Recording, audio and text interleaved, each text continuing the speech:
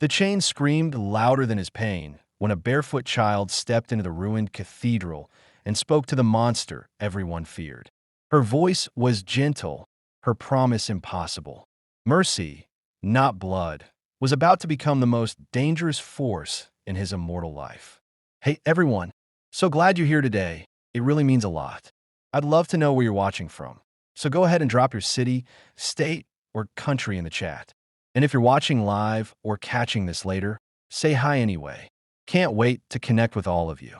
The vampire had not cried in 300 years, yet the tears came anyway, hot and humiliating as they traced pale lines down his face. He hung against the cathedral wall like a crucifixion gone wrong, wrists and ankles bound by iron chains etched with sun runes that burned deeper than silver ever could. Each breath scraped his lungs. Each heartbeat, faint and stubborn, felt like a mistake the world was determined to correct. This cathedral sat in the dead center of a forgotten Midwestern city, its stone bones wedged between abandoned factories and rusted rail lines. Once, hymns had echoed here on Sunday mornings. Now there was only ash in the air, incense ground into the floor, and the sour tang of old blood soaked so deeply into the stone it would never come out. The Order had chosen this place carefully. America liked to pretend it had no monsters, which made it the perfect place to hide one. They had left him here to rot. Lord Kael'reth, once called the Crimson Regent, terror of old continents and lost empires, was now a display piece.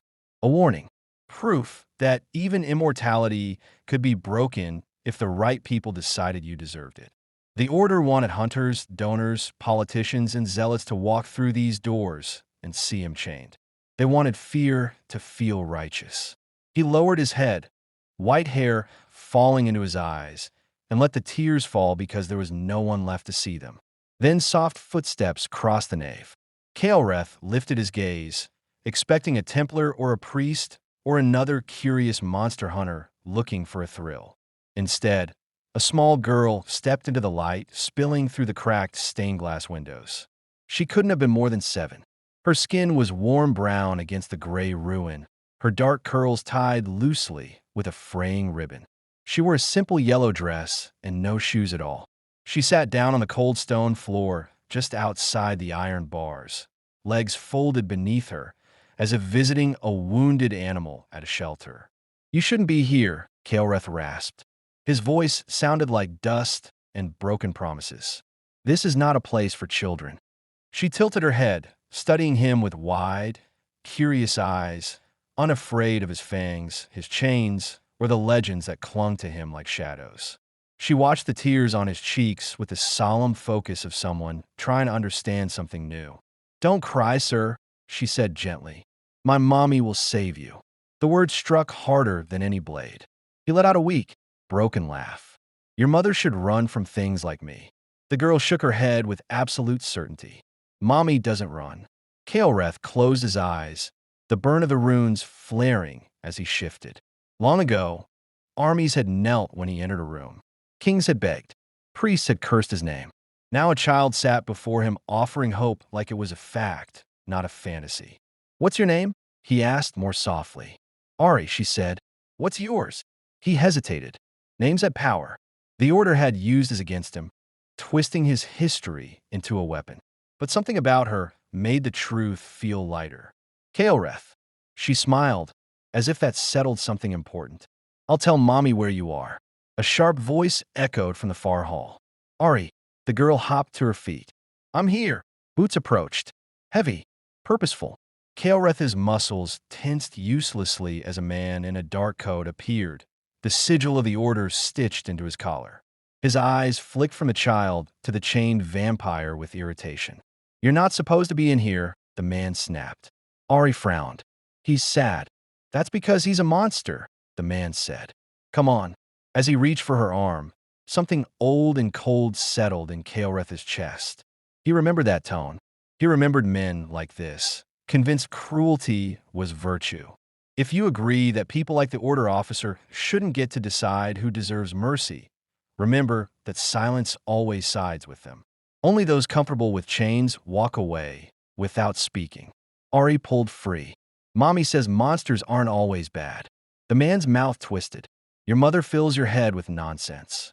Kael'reth watched the girl leave, her small hand swallowed by the man's grip, and for the first time in centuries, he felt something more dangerous than hunger stir in his chest. Hope. That night, alone again, he stared at the broken altar and wondered what kind of woman raised a child who spoke to monsters like friends. Somewhere beyond the cathedral walls, America slept, unaware that mercy was walking back toward him. The dawn crept through the fractured stained glass like pale fingers, brushing the cathedral floor with faint, fractured light. Kael'reth had slept, or whatever passed for sleep for someone who hadn't truly rested in 3 centuries, crumpled against the stone like a discarded cloak. His chains hung heavy around his wrists and ankles, biting as they had the day before, or the century before that.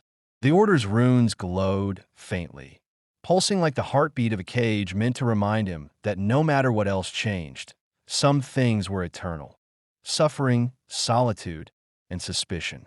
And then the footsteps came. But they weren't hesitant or hurried like the priests or Templars he'd seen before. They weren't even cautious. They were measured, deliberate, certain. And they belonged to someone who moved as though the cathedral itself recognized them as its master. Mommy, Ari's voice echoed before her mother appeared. The small girl had broken free again, slipping past the Order's patrols with a grace that made Kael'reth's centuries-honed instincts sit up and take notice. The woman who entered did not wear armor, robes, or symbols of any faith. She wore a long black coat that swayed like liquid shadow, and her eyes, dark, glinting with amber fire, searched the cathedral as though scanning for a threat that had been waiting for her arrival. Her skin glowed in contrast to the cold stone, a warmth that cut through the centuries of despair that had soaked the walls. Kael'reth's breath caught. Impossible, he whispered. The woman knelt by his side, Ari tugging at her hand to make her hurry. Hello, old friend, she said, voice soft but carrying a power that made the air itself shiver. Kael'reth tried to look away, tried to deny recognition, but it was futile. The centuries melted in her presence. Her name, once whispered with awe and terror across continents, still carried weight enough to shake mountains, or in his case, chains. Alira, he breathed. You remember, she said, brushing Ari's curls back from her forehead. Good, that will help. Her voice turned softer, almost a lullaby as she looked at the child. I told you monsters aren't always the villains. And then she spoke a word in a language older than America itself, older than the Order, older than the cathedral. The chain screamed as though alive, the iron twisting and writhing in pain. The runes that had held him for centuries shattered with a sound like glass breaking in a storm. Kael'reth collapsed forward, free but weak, the freedom heavier than any sword or spell. He had spent so long in darkness that light burned, and yet he did not recoil. He could feel the power radiating from Alira, not just a magic he had once known, but a promise that the world had not ended entirely. Ari clapped her hands, delighted. See? Mommy said it would work. The Order officer from yesterday emerged again, this time flanked by 2 others, eyes wide with disbelief. What is this? He demanded. That. He's Alira, Kael'reth said slowly, his voice gaining strength as his body adjusted to the freedom of air and blood. Is the woman you should have feared all along. The officer's face went pale, realizing too late that he had underestimated her. Alira's hand moved slightly, and the air vibrated with the hum of a power too old for them to comprehend. With one flick of her wrist, the men were thrown back against the cathedral walls, unharmed but very conscious of the authority they had just challenged. Ari ran to Kael'reth's side, placing her tiny hand in his. See? Mommy's magic is better than their chains. Kael'reth bent down, resting his forehead against hers. You are remarkable, little one, he said. His voice was rough with centuries of pain, yet it carried warmth now. And your mother, she is dangerous. Only to people who deserve it, Ari said with perfect clarity. Kael'reth laughed softly, the sound like water dripping in a cave. For centuries, he had known fear, power, and sorrow. But here was innocence and fury wrapped into one small body, and suddenly hope felt like a weapon he wanted to wield, not a chain to fear. Elira stood, brushing herself off as though she had done this countless times.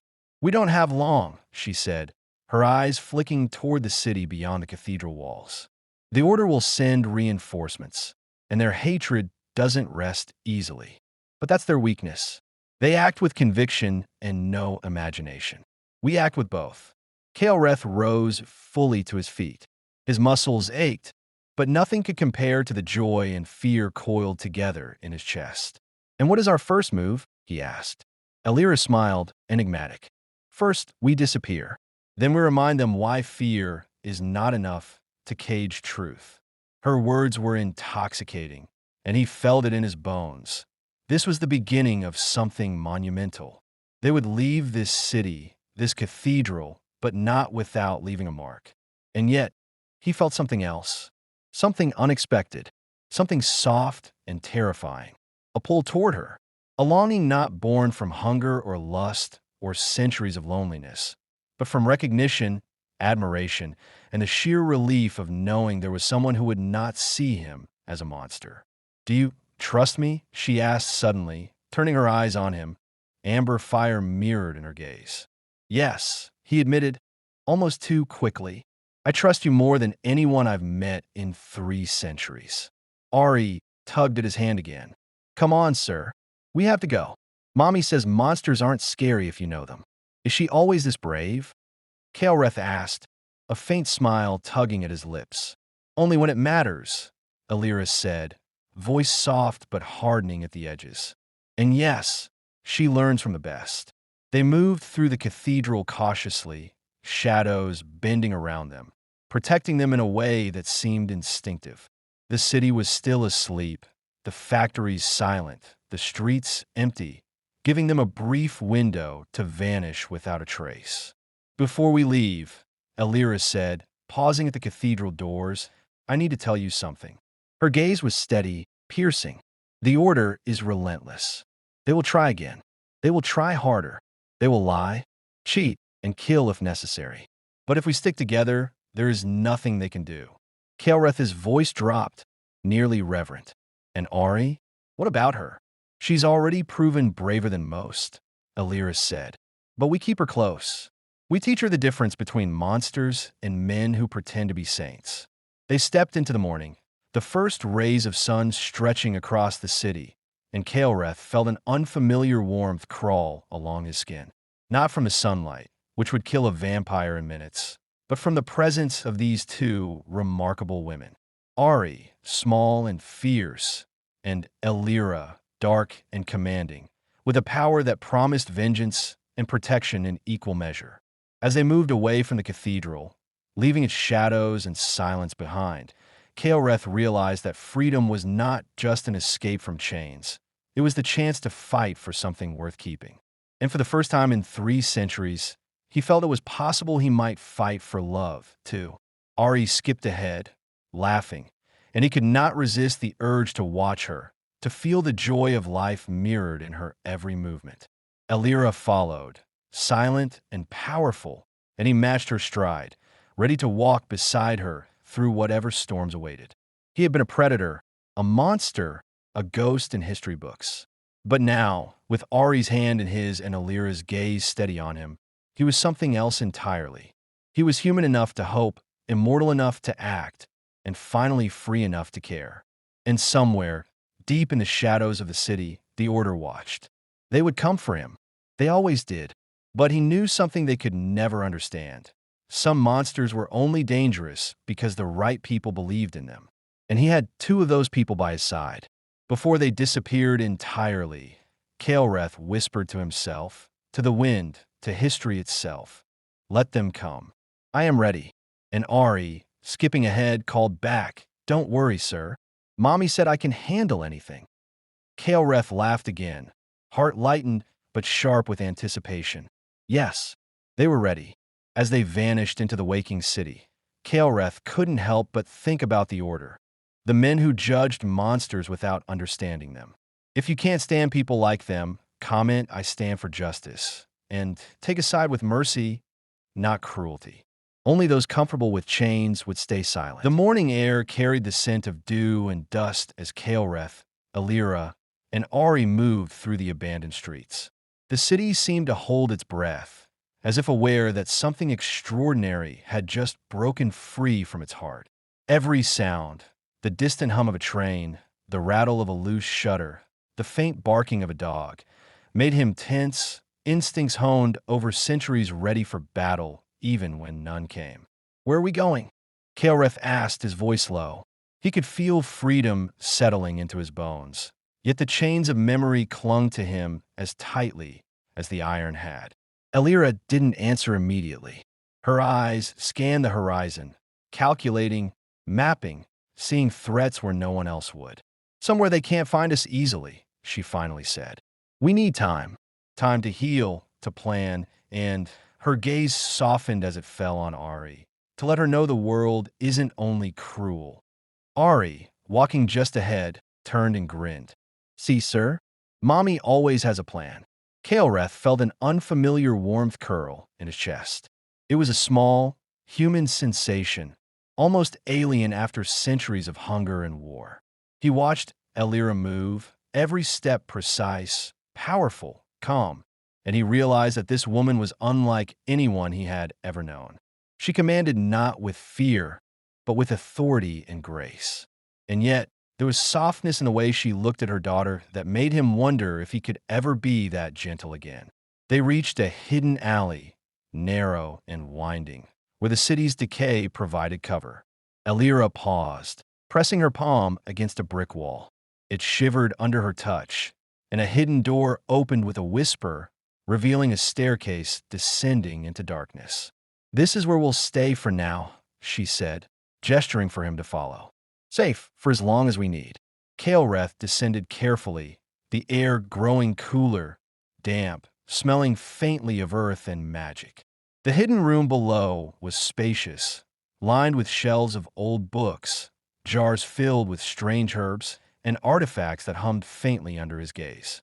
Candles lit themselves as they entered, casting a golden glow over the space.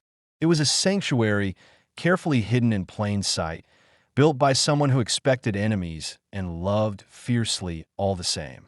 "This is incredible," Kael'reth said, awe creeping into his voice. He had seen kingdoms, palaces, and battlefields, yet this secret refuge carried a warmth he had forgotten existed. Alira smiled faintly. "I built it for her," she said, looking at Ari. "She's too small to understand the dangers of the world yet, but she will." Ari ran to one corner, eyes wide with delight. "It's like a castle." Kael'reth knelt to meet her gaze. "It is a castle," he said softly, letting himself smile. "And every castle needs its guardians." Her eyes sparkled. "Then I'm the bravest guardian." Alira's lips curved in a rare, private smile. "Yes, you are." Then she looked at Kael'reth. "And you, Kael'reth, you'll need to learn what it means to fight without fear." He blinked. "I've fought without fear for centuries." "No," she said, stepping closer, her voice lowering to a near whisper. "You fought because you had to. Now you fight because you care. That's a different kind of strength." For a moment, he was lost in her eyes, the fire behind her calm, the quiet command that demanded respect and trust. He had been alone for centuries, feared and worshipped in equal measure. And yet now he felt something he hadn't dared feel in decades. Longing. Not hunger, not power, but something softer. Something terrifyingly human. The days passed in careful, deliberate rhythm. Alira taught Ari lessons hidden as games. How to spot danger, how to trust instincts, and, most importantly, how to see monsters as they truly were. Not all evil, not all good, but living, breathing beings shaped by circumstance. Kael'reth observed quietly, often lingering in the shadows while the mother-daughter duo moved with grace and laughter through the hidden corridors of their refuge. He learned to smile without thought of malice or manipulation, to watch Ari's joy and feel something protective, almost paternal, stir within him. And yet, despite the warmth, the threat of the order never truly left. Shadows lingered outside the walls. Whispers followed them through alleys, and Kael'reth could sense eyes tracking them through the city streets. Every time he closed his eyes, he could feel the chains, though broken, pressing at his wrists in memory, a warning of what awaited if they faltered. One night, as the city slept, Alira and Kael'reth sat together on the hidden terrace, overlooking the dark streets below. Ari had been put to bed, exhausted from her lessons and adventures. The moonlight highlighted the sharp lines of Alira's face, softening the edges, making her look almost otherworldly. "You worry too much," Alira said, her voice teasing, though her eyes were sharp with awareness. "I worry because I remember chains," he said, "because I know what men like the Order are willing to do." "They underestimate us," she said, resting her hand briefly on his. "They've always underestimated me, and they've certainly underestimated you. That's their mistake." Kael'reth felt a tremor of connection, something he hadn't expected. He could feel the power in her, the brilliance, the warmth, and the danger all rolled into one, and he realized that he didn't want to fight beside her. He wanted to fight with her, and perhaps, in time, beside her in every other way. He began, stopping as he struggled to find words that were not arrogance, not centuries of pride. "I've spent lifetimes alone, feared, hated, worshipped, and yet, seeing you, I feel something I didn't think I could feel again. Something human." Alira's gaze softened, and she smiled. "Then maybe it's time you learn how to be human again, Kael'reth, with guidance." He swallowed, the pull between them impossible to ignore. And as they leaned closer, the faintest brush of lips, a momentary warmth, spoke louder than words ever could. Yet outside their sanctuary, the world moved with cruel indifference. The Order's whispers had grown louder, rumors of the escaped vampire and the legendary witch queen spreading like wildfire through their secret networks. Every day brought a new potential threat, a new hunter, a new obstacle. Kael'reth knew that their moment of peace was fleeting. One evening, as Ari slept, Kael'reth and Alira examined maps scattered across a table, plotting routes, hiding spots, and potential allies. They debated, strategized, and occasionally laughed, their proximity blurring lines that had long seemed uncrossable. "Alira," Kael'reth murmured, tracing a finger along a route. "If they find us, they will," she interrupted softly. "It's not a question of if. It's a question of when. But we're ready. We've prepared for this for years. Me, Ari, and now you. We move carefully. We act decisively. And when the time comes, we strike back harder than they ever imagined." He nodded, feeling a surge of hope and determination. They weren't just surviving. They were preparing to win. The nights stretched long and quiet, the soft glow of candles and moonlight wrapping them in warmth. Kael'reth found himself watching Alira as she moved, quiet and precise, the way she brushed back her hair or tilted her head as she considered their plans. Every motion spoke of experience, power, and care, a dangerous combination that drew him in against every instinct he thought he had mastered. And he realized that he didn't want to master it. He wanted to surrender just a little to this strange, impossible human feeling. Ari's laughter in the distance, drifting from her dreams, reminded him why he had to be strong, why he had to protect them both. She was small, fearless, and unbroken, a spark in a world that tried constantly to snuff out light.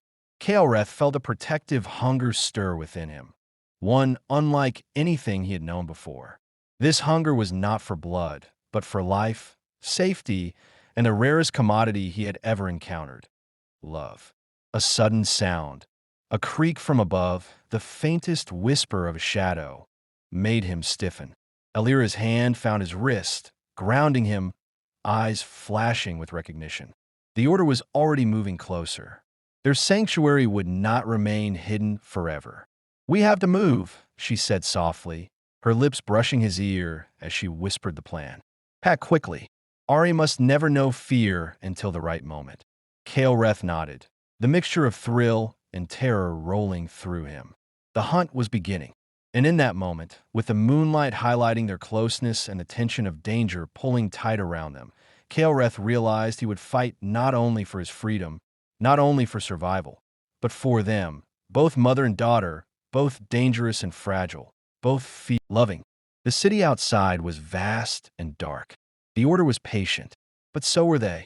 And as he looked at Alira, her hand still holding his, Ari's small figure safely asleep, he whispered to himself, "Let them come. Let them all come. They will learn that monsters are not the only things worth fearing." As shadows of the Order began their silent pursuit, Kael'reth thought about those who claim righteousness while spreading cruelty. If you can't stand people like them, comment, "I stand for justice." Only the cruel stay silent while the innocent are hunted. The city breathed like a beast as night fell, shadows stretching over empty streets and crumbling buildings. Kael'reth moved beside Alira, every step measured, silent, alert. Ari skipped a few steps ahead, holding her mother's hand, her laughter bright against the tension in the air. "They're close," Alira whispered, her eyes scanning the rooftops. "The Order won't stay patient for long. But patience is their weakness, and it will be their undoing." Kael'reth nodded, sensing the truth in her words. He had spent centuries bound by chains, bound by fear, bound by expectation. But tonight he was free, not just of iron or sun runes, but of the solitude that had defined his existence for 300 years. And yet freedom alone wasn't enough.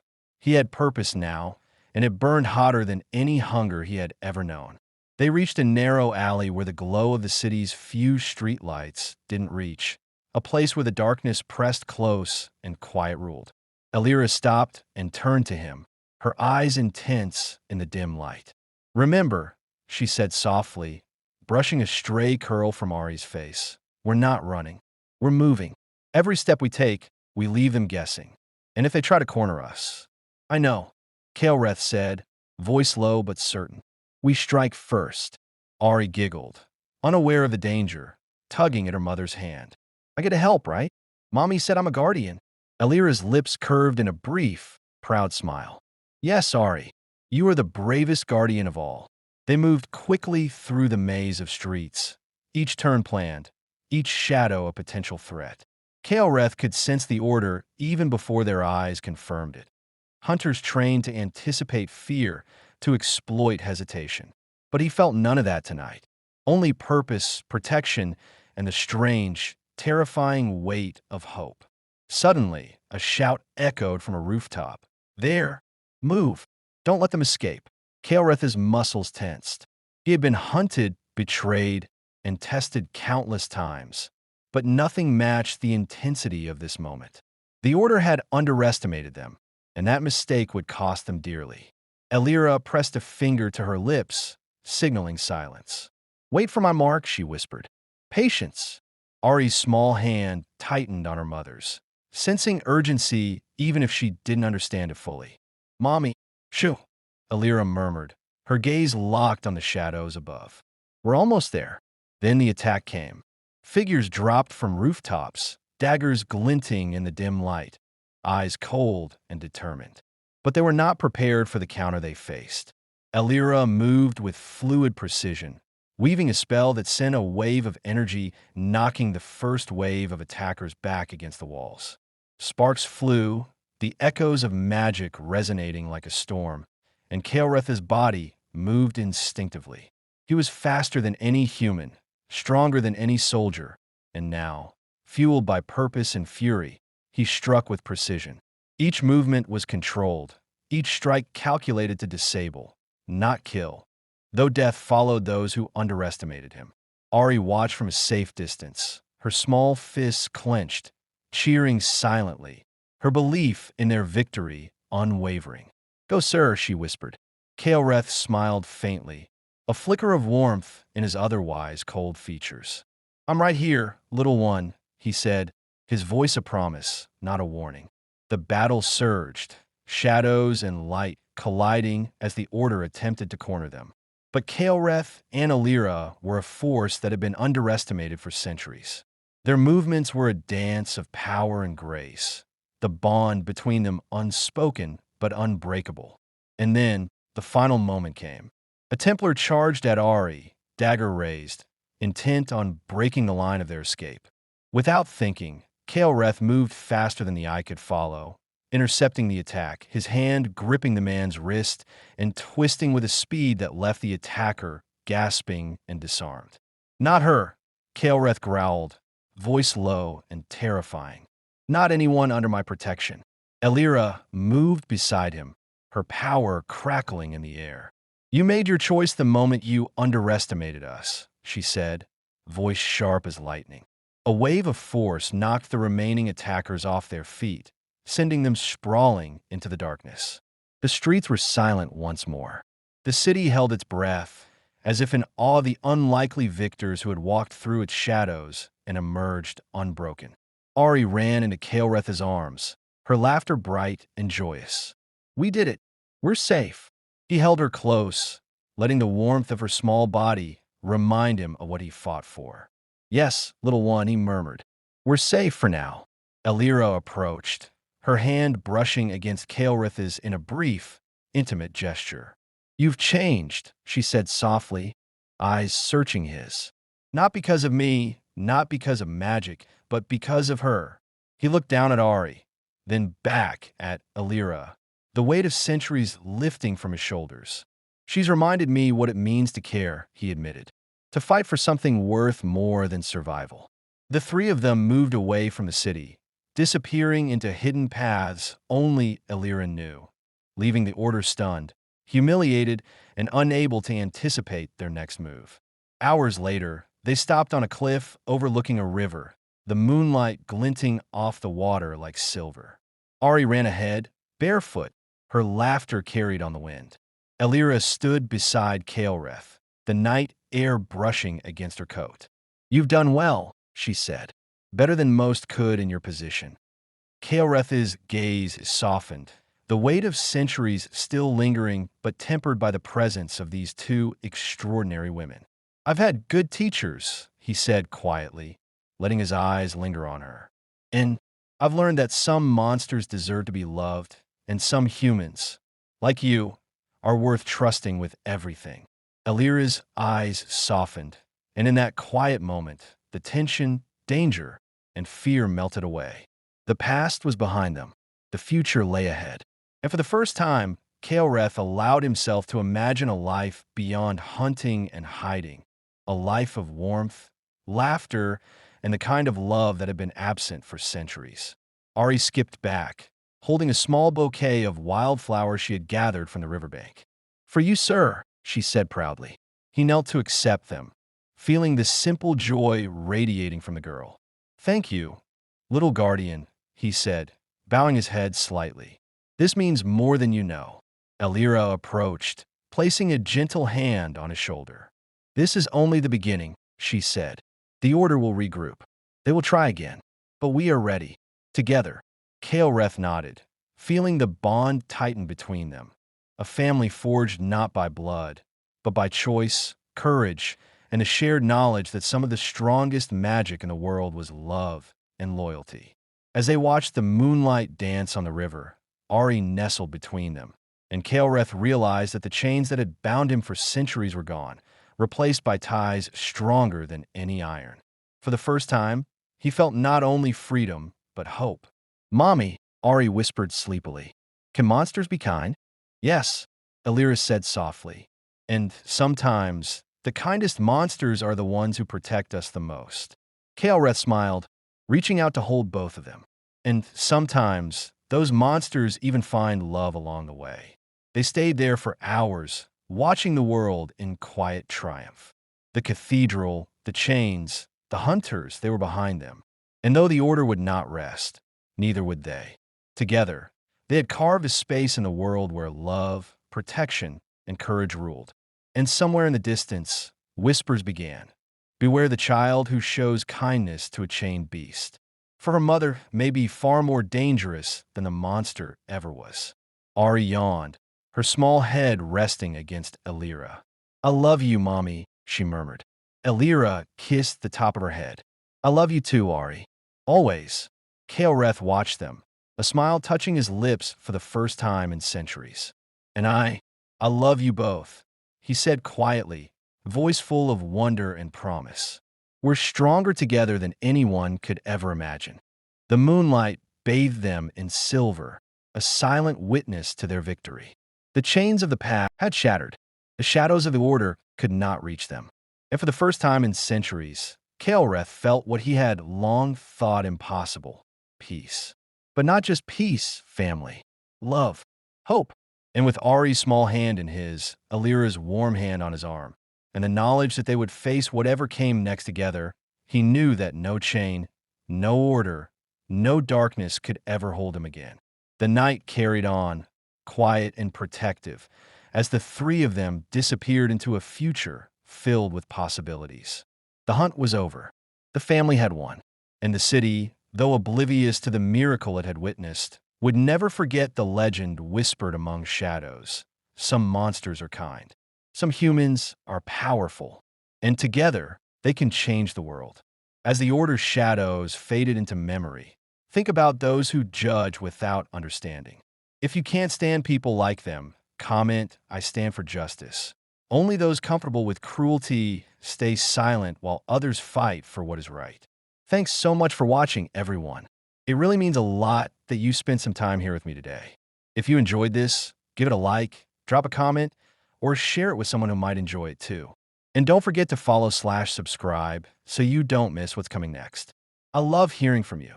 So let me know your thoughts, questions, or just say hi in the comments. Thanks again. You're the reason I do this, and I can't wait to see you in the next one.